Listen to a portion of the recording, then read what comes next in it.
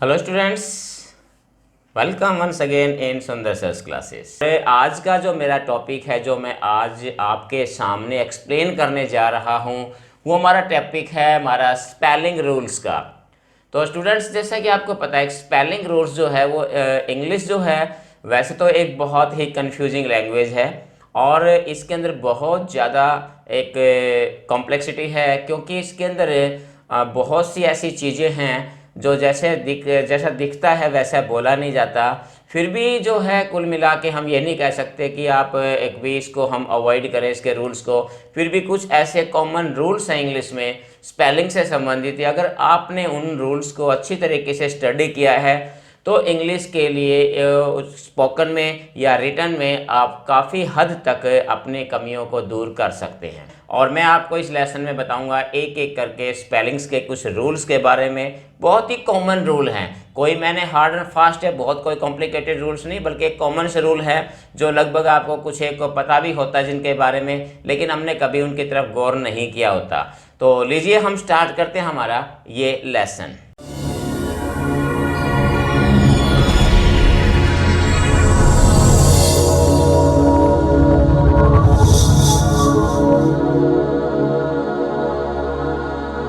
तो स्टूडेंट, हमारा पहला रूल जो हम जिसके बारे में चर्चा कर रहे हैं वो हमारा वाई से रिलेटेड है कि अगर किसी भी वर्ड के लास्ट में अगर आपका वाई आता है तो अगर हम इसके बाद अगर इसको चेंज करते हैं हम और इसके साथ कोई सफिक्स वगैरह अगर हम लगाते हैं तो वाई जो है हमारा वो आई में चेंज हो जाता है। और ये कब होता है? ये उस स्थिति में होता है कि जब या तो वो गिवन वर्ड वर्ब है या फिर वो एडजेक्टिव है या फिर नाउन है। अगर ये गिवन वर्ड अगर इन तीन चीज़ों को दर्शाता है तो वाई जो है आई में कन्वर्ट हो जाता है। कब हो जाता है? If Y is followed by consonant, कि अगर वाई से पहले कोई कंसोनेंट आता है तो वाई जो है वो आई में बदल जाता है। तो इसके कुछ उदाहरण देखिए अगर हम लेते हैं जिस लाइक क्राई, तो क्राई के साथ अगर हम देखें तो क्या बन जाता है हमारा क्राइड। ये क्या है हमारी? ये वर्ब है, वर्ब की सेकंड और थर्ड फॉर्म है। इसी प्रकार से फ्राई का भी क्या हो जाता है हमारे पास? फ्राइड हो जाता है। ये भी हमारे पास एक वर्ब भी है और ये एडजेक्टिव का काम भी, फ्राइड जो है वर्ब भी है और ये एडजेक्टिव का काम भी करता है, एडजेक्टिव भी है।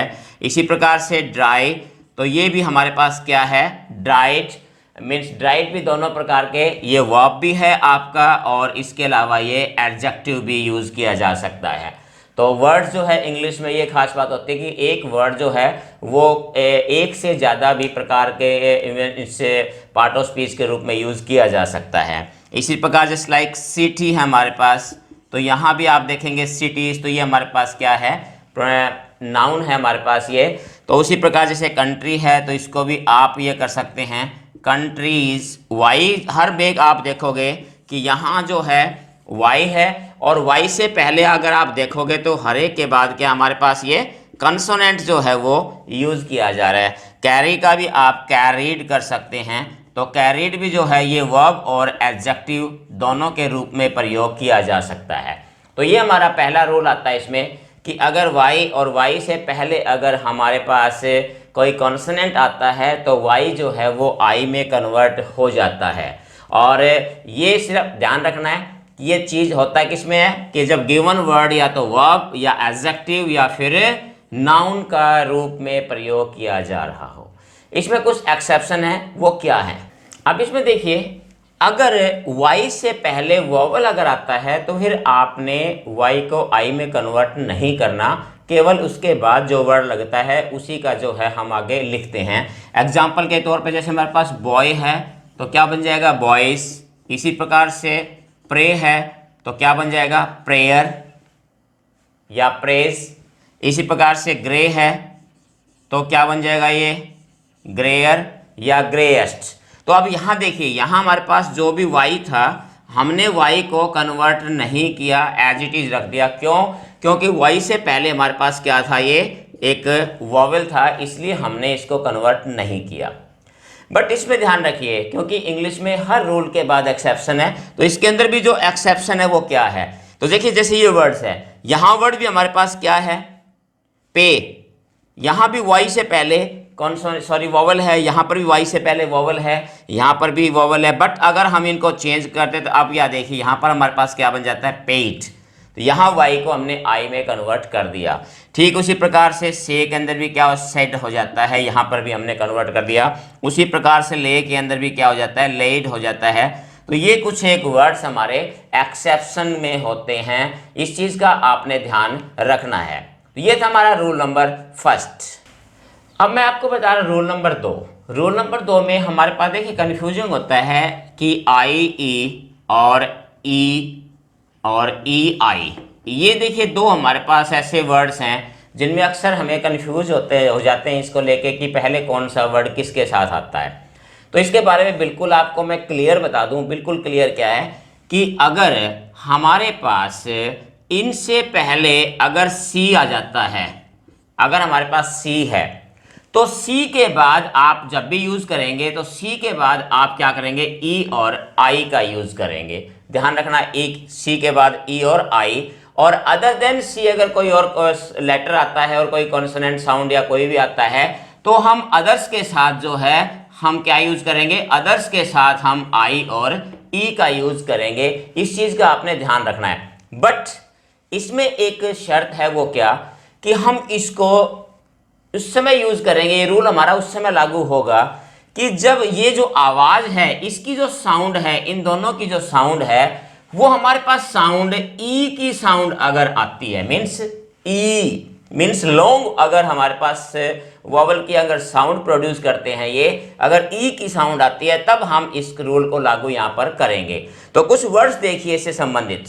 अब यहां देखिए मैंने कुछ इसी रूल से संबंधित कुछ वर्ड्स हैं, हम आपके सामने हैं। अब यहां देखिए, यहां हमारे पास क्या है, अचीव, बिलीव,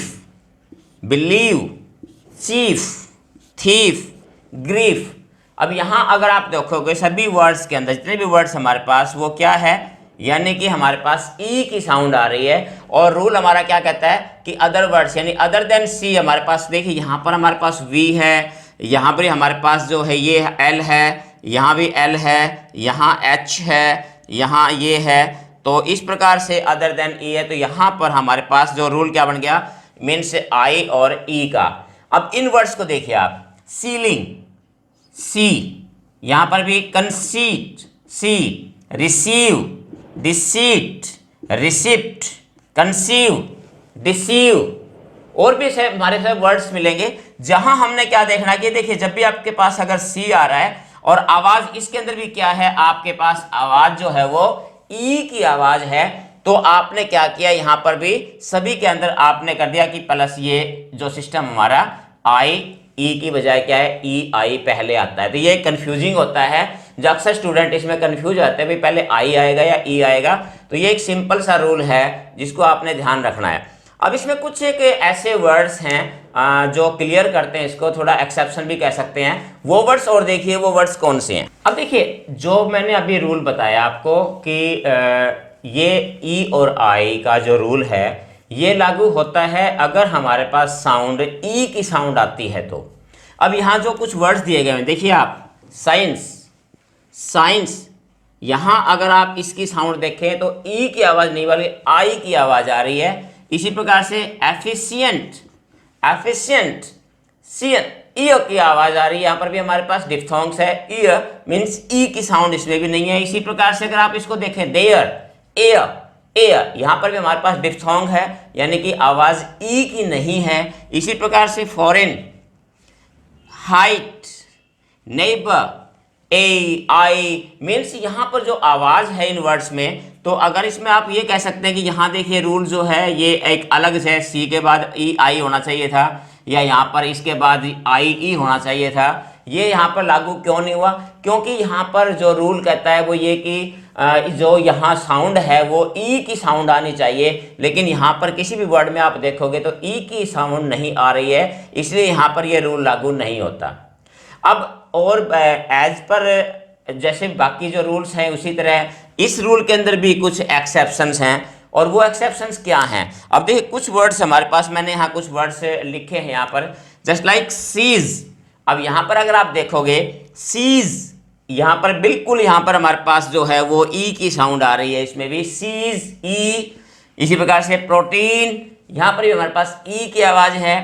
और काउंटरफीट, यहाँ पर भी हमारे पास इसी की आवाज़ है, ई की साउंड है। सरफीट, यहाँ पर भी हमारे पास।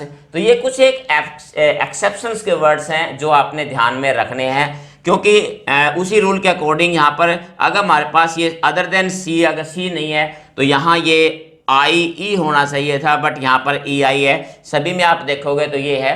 तो ये कुछ इंग्लिश में अन्य रूल्स की तरह यहाँ पर भी कुछ एक्सेप्शंस के वर्ड्स होते हैं। तो इसका मतलब ये नहीं है कि हम एक्सेप्शन के पीछे जाके बाकी रूल्स को हम जो है अवॉइड करें। तो ये रूल्स भी आपको समझने में काफ़ी मदद आपके करेंगे।